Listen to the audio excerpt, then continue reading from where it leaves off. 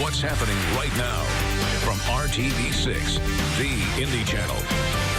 Should a disaster strike, would you be ready to handle it? A recent study says half of the households in America could not. A key part of our infrastructure in our nation is constantly under attack, the national power grid.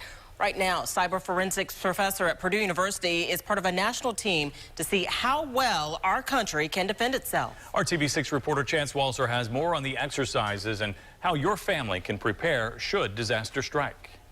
This national exercise involves members of Purdue's cyber forensics team. Their goal is to keep power grid systems like this from falling under attack.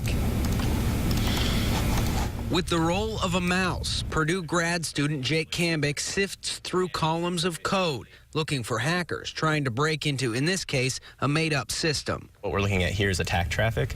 This was from the this is actually from the DoD Cybercrime Challenge. Today, Cambick and others at Purdue's Cyber Forensics Lab are focused more on the work of their professor, who cannot be contacted. He's in a secure facility in Washington, D.C., with the CIA, FBI, and other national security agencies. They're doing a training exercise, too, one that will help us maintain our power-dependent way of life. There's a simulation going on called GridX. For the next 2 days, the national team will launch a series of simulated attacks on the U.S. power grid. In an attempt to see where we're strong, where we're weak, and what improvements we can make.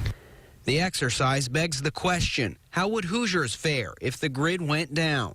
We've grown so confident that we could just go down to the local convenience store or go to the Target and pick up water or food or whatever we need.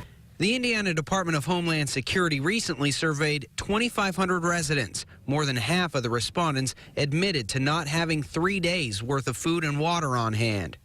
Much of our everyday life we don't have backups for. While you consider your family's preparations, cybersecurity work continues here in a constant effort to keep our restaurants, hospitals, and gas stations open and our grid up and running. If our power grid goes down, we lose everything. All the technology we rely upon is important here. Chance Walser, RTV6. Homeland Security experts recommend Hoosier families store a modest amount of food and water. They also suggest that families develop their own disaster or emergency plan.